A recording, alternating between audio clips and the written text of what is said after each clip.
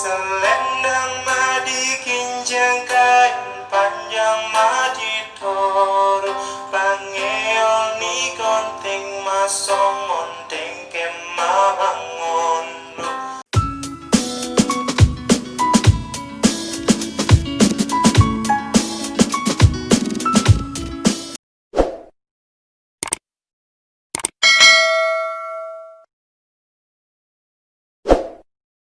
Adik-adik, berjumpa lagi di channel The Azka Story. Hari ini kita akan kembali belajar mengenai materi di kelas 6, yaitu tema 3, tokoh dan penemuan, dalam subtema 1, yaitu penemu yang mengubah dunia, di pembelajaran 1 dan 2. Nah, dimulai dengan pertama, kita lihat di lingkungan kita pada malam hari. Terlihat sekali jalanan itu dipenuhi oleh lampu-lampu yang menyala. Rumah-rumah juga dipenuhi oleh lampu-lampu yang menyala. Tapi, tahukah kamu siapa yang menemukan mesin pembangkit listrik dan bagaimana cara lampu-lampu itu bekerja?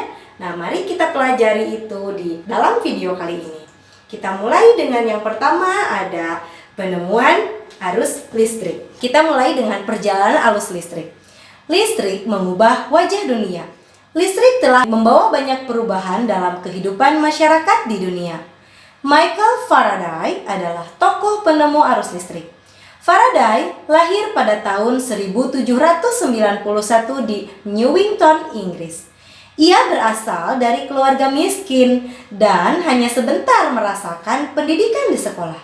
Dengan perjuangan keras dan semangat pantang menyerah, ia akhirnya berhasil membuat alat sederhana pertama yang dapat menghasilkan gelombang elektromagnetik.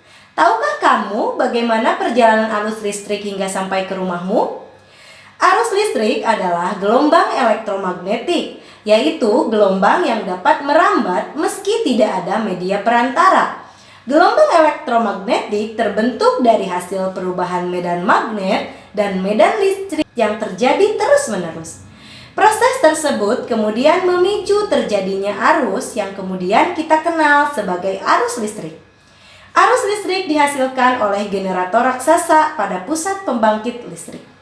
Arus listrik tersebut disalurkan melalui menara tinggi yang menuju gardu-gardu penerima di berbagai daerah. Dari gardu-gardu penerima, arus listrik kemudian disalurkan ke rumah penduduk dan berbagai tempat yang memerlukan. Arus listrik yang diterima di rumah kemudian disalurkan melalui rangkaian kabel di dalam rumah. Rangkaian kabel tersebut umumnya berada di atap untuk tempat dudukan lampu atau dinding rumah untuk saklar dan colokan listrik, tempat menghubungkan beragam peralatan elektronik seperti televisi, kipas angin, dan kulkas. Rangkaian listrik di dalam rumah dapat berupa rangkaian seri atau rangkaian paralel. Rangkaian seri dan paralel merupakan jenis-jenis rangkaian yang dipakai untuk menghubungkan dua ataupun lebih komponen listrik sehingga menjadi satu kesatuan utuh. Bila dilihat dari cara penyusunannya, rangkaian seri disusun dengan cara bersambung atau sejajar dan rangkaian paralel disusun secara berderet. Bisa kita lihat di gambar ada contoh rangkaian seri dan rangkaian paralel. Contoh rangkaian seri dalam kehidupan sehari-hari adalah lampu senter. Rangkaian yang disusun seri pada lampu senter adalah baterai. Karena hanya terdapat satu lampu pada senter, hal tersebut yang menyebabkan lampu senter menyala sangat terang, namun baterainya cepat habis. Rangkaian seri dan paralel juga bisa ditemui pada lampu-lampu rumah. Betapa penting peranan listrik bagi kehidupan manusia. Tanpa listrik, tentunya kita akan mendapatkan banyak kesulitan dalam mengerjakan aktivitas sehari-hari. Namun demikian, kita juga harus tetap bijaksana menggunakan listrik dalam kehidupan sehari-hari. Tadi dalam teks dibahas mengenai lampu senter. Kita lihat di sini ada lampu senter yang belum tersusun. Supaya kita tahu dalam lampu senter itu terdapat apa saja. Kita lihat yang pertama di sini ditunjukkan dengan angka 1 adalah baterai. Yang kedua adalah reflektor. Yang ketiga adalah Logam. dan yang keempat adalah saklar. Ini adalah komponen dalam senter. Bagaimana cara kerja senter? Kita lihat di sini Nah, apabila kita susun ini seperti ini. Untuk yang gambar yang bagian atas itu merupakan lampu senter yang di depannya itu menggunakan penutup, sedangkan yang di bawah itu hanya lampu saja. Posisi logam harus mampu menghubungkan arus listrik yang keluar dari baterai menuju lampu. Satu ujung logam harus menyentuh ke terminal baterai dan ujung satunya harus terhubung ke terminal lampu sehingga dapat membentuk rangkaian tertutup. Jika terdapat saklar, saklar harus dalam kondisi terhubung. Dalam keadaan normal, lampu senter mati. Jika saklar dihidupkan, arus listrik yang tersimpan pada baterai akan mengalir dari terminal positif baterai menuju saklar. Lalu arus listrik akan mengalir menuju lampu sehingga lampu senter dapat menyala. Dari lampu, arus listrik mengalir kembali ke terminal negatif baterai. Begitu seterusnya dan akan berhenti jika saklar dimatikan. Perhatikan bola lampu yang terdapat di dalam kelas atau di dalam rumah kalian. Dan kalian nyalakan. Menurutmu apa perbedaan masa sebelum adanya listrik dan setelah ada listrik? Kalau tidak ada listrik, gelap, dan apabila ada listrik, terang benderang. Kita lihat di sini ada beberapa hal perbedaan. Yang pertama, sebelum ada listrik dalam hal air. Dulu sebelum ada listrik kita menggunakan sumur, kemudian kita menimba, ya, itu zaman dulu sebelum ada listrik. Setelah ada listrik, tentunya dengan mudah kita akan menggunakan mesin pompa air. Selanjutnya, sebelum ada listrik, kita lihat di sini ada gambar sedang mengaji, kemudian hanya menggunakan lilin, masih gelap, yang terlihat adalah bukunya sebagian. Tapi sesudah ada listrik, tentu menjadi terang benderang. Seperti sekarang kita bebas belajar menggunakan listrik. Selanjutnya, zaman dulu kita berkomunikasi jarak jauh itu sangat sulit, masih menggunakan surat, ya. Sedangkan sudah ada listrik, semuanya bisa sangat mudah. Ada handphone, laptop, televisi, kita bisa melihat berita. Selanjutnya, zaman sebelum ada listrik, tukang sate menggunakan kipas manual, ya, menggunakan kipas manual. Sedangkan setelah ada listrik, menggunakan kipas listrik. Kemudian mengolah bumbu sebelum ada listrik menggunakan tumbukan, ya. Sedangkan sesudah ada listrik bisa menggunakan blender. Nah, itu pengaruh listrik terhadap kehidupan masyarakat di lingkungan. Sebelum ada listrik ada yang menggunakan timba. Kemudian, nah, setelah ada listrik menggunakan pompa air listrik. Kemudian lampu minyak sebelum ada listrik. Setelah ada listrik bisa menggunakan lampu listrik. Nah, silahkan kalian isi kembali tabel ini, benda atau peralatan rumah tangga sebelum dan sesudah adanya listrik. Michael Faraday menemukan generator penghasil arus listrik. Dengan adanya listrik, banyak sekali manfaat yang kita dapat dalam kehidupan sehari-hari. Listrik membuat orang hidup lebih nyaman karena banyak pekerjaan yang dapat terbantu. Nah, kita lihat di sini ada gambar seorang anak bernama Edo di dalam kamarnya. Kita identifikasi yuk alat-alat listrik. Ada kipas angin, lampu, tape recorder, lampu belajar. Semuanya ini alat-alat ini menggunakan listrik. Coba kita identifikasi manfaat listrik apa saja. Yang pertama, dapat menyalakan lampu untuk penerangan. Yang kedua, berkomunikasi jarak jauh menggunakan handphone.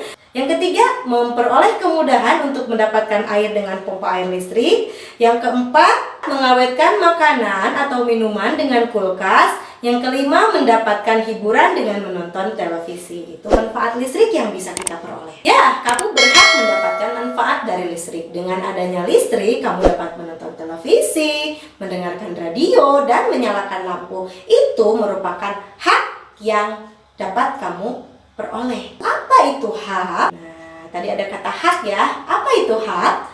Hak merupakan segala sesuatu yang mutlak milik seseorang untuk menerima atau melakukan yang seharusnya diterima atau dilakukan oleh satu pihak dan tidak dapat dituntut secara paksa. Kita lihat di sini, ya. Contoh-contoh hak itu apa saja?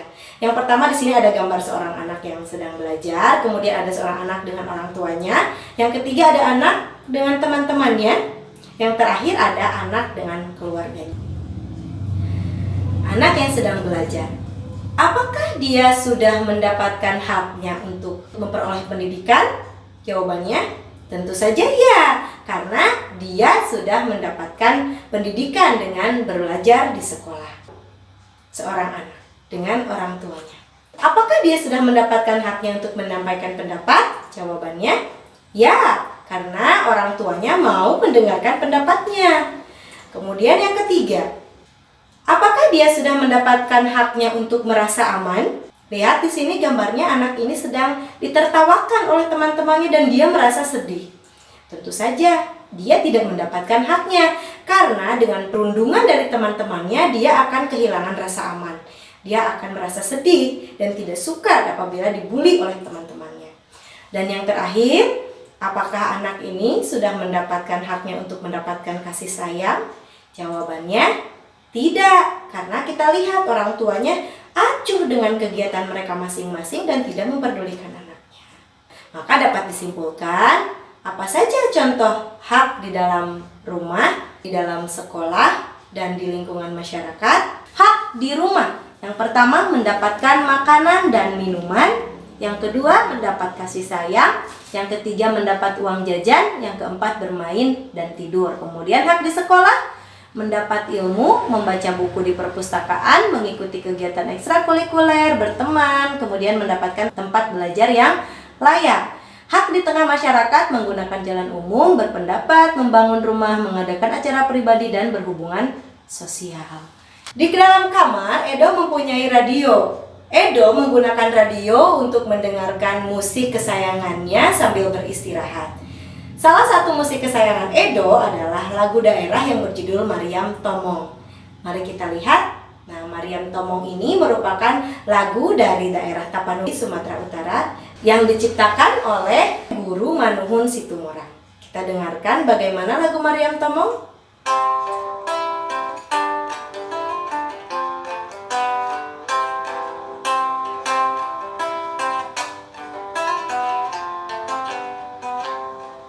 Selendang madi kinjang kain panjang madi tor pangeol ni konting masong monteng kemangon Mariam tomong dainang sin napang masin Mariam tomong dainang sin napang masin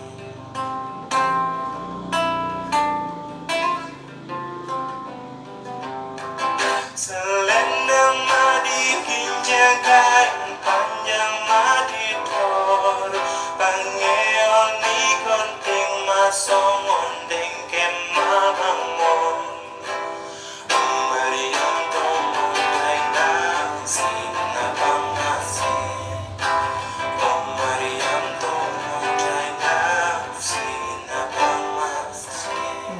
Itu dia lagu Mariam Tomong ya, dari Tapanuli, Sumatera Utara. Apabila kita lihat lagu Mariam Tomong ini, berikut adalah notasinya. Supaya nada yang kamu nyanyikan tepat, kamu perlu berlatih bernyanyi dengan memperhatikan interval nada. Nah, di sini ada kata nada, kemudian ada interval nada. Apa itu? Mari kita pelajari.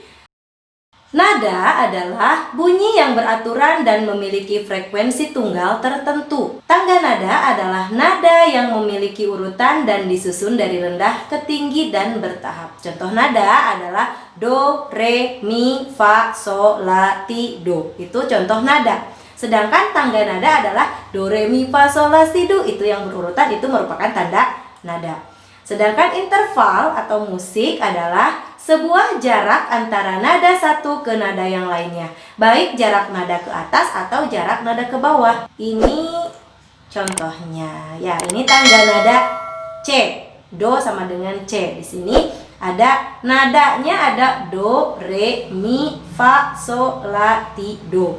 Itu adalah nada. Untuk intervalnya di sini kita lihat jarak dari do ke re adalah 1.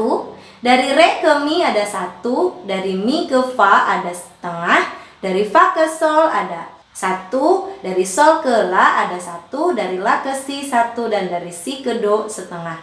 Itu contoh interval. Kemudian dari lagu Mariam Tomong tadi kita bisa lihat mana yang memiliki jarak interval nadanya 1, setengah, 2, dan 1,5. Kita cari untuk interval nadanya satu. Kita lihat di sini ada sol dan la ya dari lagu Maryam Tomo. Untuk yang berjarak setengah ada do ke si, tinggi ke si ya. Kemudian ada yang jaraknya 2. Di sini ada do ke mi, itu 2 jaraknya, intervalnya 2 ya. Sedangkan memiliki interval 1,5 re ke fa.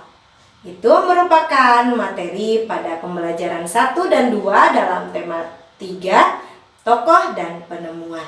Bagaimana? Sudah jelas? Jika belum jelas, silahkan kalian tonton dari awal kembali dan kemudian bisa kalian tanyakan di kolom komentar apa yang kalian tidak pahami. Jangan lupa tekan tombol subscribe untuk mendapatkan update materi pembelajaran lainnya dari channel The Askasar.